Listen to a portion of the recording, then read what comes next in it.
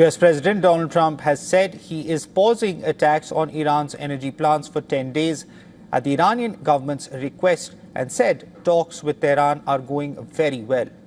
In a post on Truth Social, Trump said that he is pausing the period of energy plant destruction by 10 days to Monday, April 6th. He further added that despite erroneous statements to the contrary, the talks with Iran are ongoing. Earlier, Trump held his first cabinet meeting since the Iran war, where he spoke at length on various aspects. He said Iran is begging to make a deal with the US, this even as he reiterated obliterating Iran's Navy, Air Force, missile arsenal and defense military base. Smaller version of what we're doing now. We're crushing their missiles and drone stockpiles, destroying their defense industrial base. We've wiped out their Navy completely, their Air Force completely. We've wiped out a large percentage of their missiles.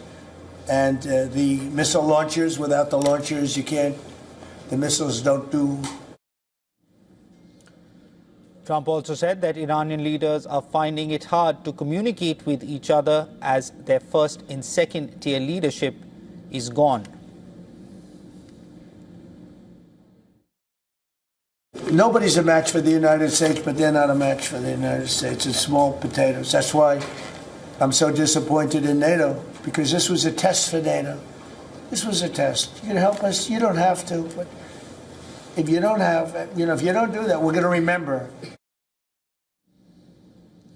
Trump said that Iran now has the chance to abandon their nuclear ambitions. He warned that US is Iran's worst nightmare and that Washington can keep the strikes going unimpeded.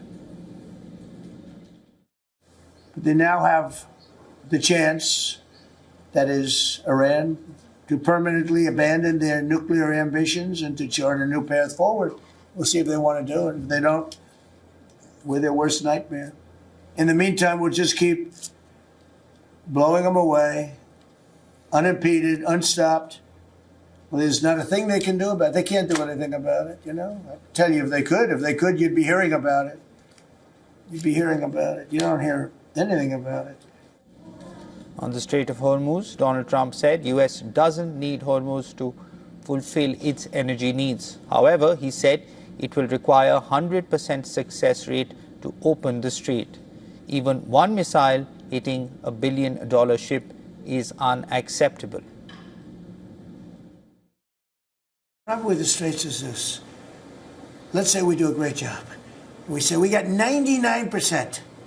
1% is unacceptable, because 1% is a missile going into the hull of a ship that cost $1 billion, right? So 1% is we can't. If we do a 99% decimation, that's no good. The US president told reporters that taking control of Iran's oil was an option, but said that he would not talk about it. He further claimed that Tehran's present to him was allowing 8 big boats of oil to pass through the Strait of Hormuz. 8 boats that are going right up the middle of the Hormuz Strait. 8 big tankers are going loaded up with oil right through. And I said, well, I guess they were right, and they were real. And I think they were Pakistani flagged. Yes.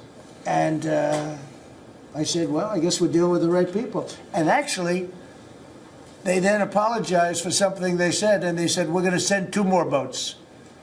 And it ended up being 10 boats. All right. I hope I haven't screwed up your negotiations, but I thought it was appropriate to say, because I did taunt you the other day by saying they're going to give us a present.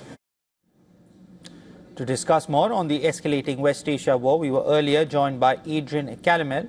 He's a fellow at the Arabian Peninsula Institute and terrorism and West Asia scholar. Listen in to what he had to say. Yeah, it's really bizarre, to tell you the truth. And I hate to say this, but I actually believe more of the messaging coming out of the Islamic Republic at this point. I say, and I'll frame it this way. I don't think Trump was ever serious about hitting the electrical grid, the power grid, and putting the nation in a complete blackout.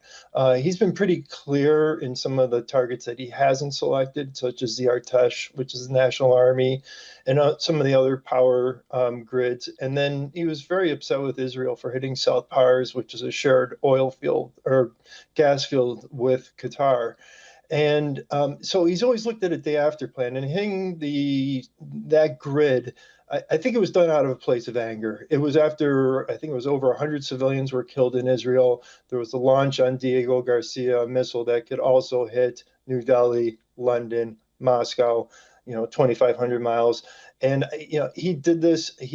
We know he's prone to making these statements. I think he made this statement out of anger, and it wasn't wise. Now, having said that, I think he's saying these negotiations are taking place, sitting back, taking a look at the Strait of Hormuz for what he has said that he hasn't heard any noise out of the Islamic Republic. Well, the Strait of Hormuz is a lot of noise. I think he's trying to figure out, looking at that, and also trying to sow discontent within the regime. This is a regime that is paranoid to begin with, and then this war has only turned them even more paranoid. And then you'll have certain elements within the IRGC wondering, who's talking to Trump and through what back channels, and what is going on. So it almost seems like a bit of disinformation on the part of the president, is my reading of it. I could be wrong.